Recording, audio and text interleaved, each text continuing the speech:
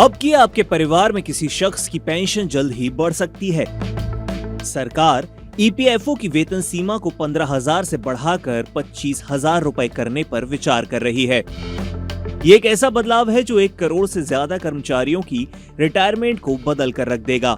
लेकिन ये बदलाव है क्या और इससे किसे सबसे ज्यादा फायदा होगा, चलिए जानते हैं।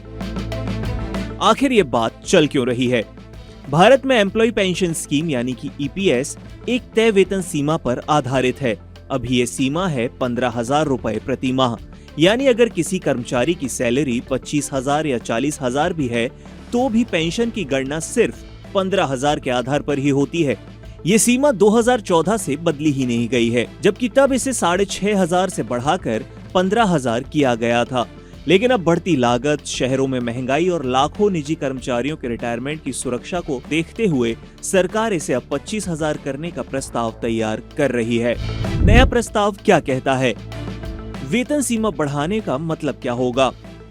अगर ईपीएस की वेतन सीमा को 15,000 से बढ़ाकर 25,000 किया जाता है तो पेंशन की गणना का आधार भी बढ़ जाएगा। तो आज जिनकी पेंशन 15,000 की गणना से तय होती है, उनकी भविष्य की पेंशन 25,000 के आधार पर तय होगी। इससे रिटायर होने वाले लोगों को लाइफ टाइम पेंशन ज्यादा मिलेगी। अभी भी एक बड़ा गैप क्यों दिखाई देता है? मौजूदा नियमों के हिसाब से वे कर्मचारी जिनकी सैलरी 15,000 रुपए से थोड़ी भी ज्यादा है, कंपनियां उन्हें ईपीएस से जोड़ने के लिए बाध्य नहीं है। इसका नतीजा ये है कि लाखों कर्मचारी खासकर प्राइवेट सेक्टर में रिटायरमेंट के बाद सुरक्षित बचत बना ही नहीं पाते।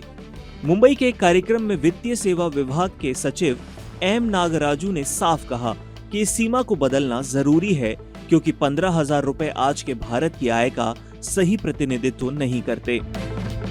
ईपीएस के नियमों में कुछ और बदलाव भी होने वाले हैं। पेंशन सिस्टम को मजबूत करने के लिए कुछ अहम बदलाव हैं जो अभी प्रस्तावित हैं, जिनमें पहला है ईपीएस निकासी की अवधि को बढ़ाकर 36 महीने करना। पहले कर्मचारी सिर्फ 2 महीने बेरोजगारी के बाद ईपीएस की रकम को निकाल सकते थे, लेकिन अब ये सीमा 3 साल करने का प्रस्ताव सामने आया है।